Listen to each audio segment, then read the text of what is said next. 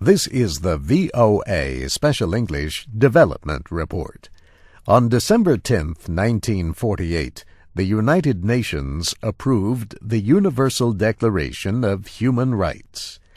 Article 19 says everyone has the right to freedom of opinion and expression and to hold opinions without interference. Also included is the freedom to receive and share information and ideas through any media, including across national borders. So where does press freedom stand almost 60 years later? Reporters Without Borders rated 168 nations in its 2006 Press Freedom Index. The Paris-based media group said North Korea, Turkmenistan, and Eritrea were the worst violators.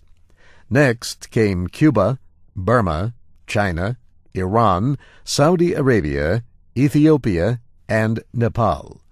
The 10 countries rated most repressive were the same as last year, except for 2.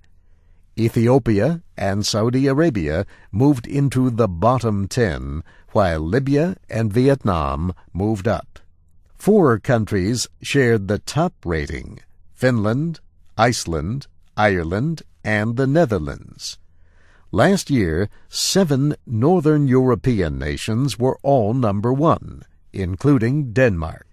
This year, Denmark is in 19th place, with Bosnia-Herzegovina, New Zealand, and Trinidad and Tobago. The drop is related to the publication of the Prophet Muhammad cartoons in Denmark last year. Reporters Without Borders noted that journalists had to have police protection because of threats. And the group expressed concern about weakening of press freedom in France, the United States, and Japan. France is down 5 places to 35th, along with Australia, Bulgaria, and Mali. The United States fell 9 places to 53rd, along with Botswana, Croatia, and Tonga. And Japan fell 14 places to 51 on the list. This was the 5th year of the Press Freedom Index. 2 countries moved into the top 20 for the first time: Bosnia and Bolivia.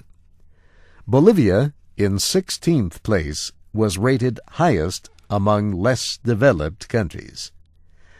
Ghana took a big jump to 34th, but 3 African countries were rated higher: Benin, Namibia, and Mauritius.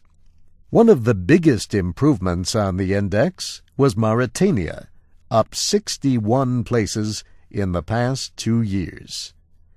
Reporters Without Borders says a government overthrow in August of last year ended heavy restrictions on local media. The index is based on information from free speech groups, reporters, researchers, judges, and human rights activists. And that's the VOA Special English Development Report, written by Jill Moss. I'm Steve Ember.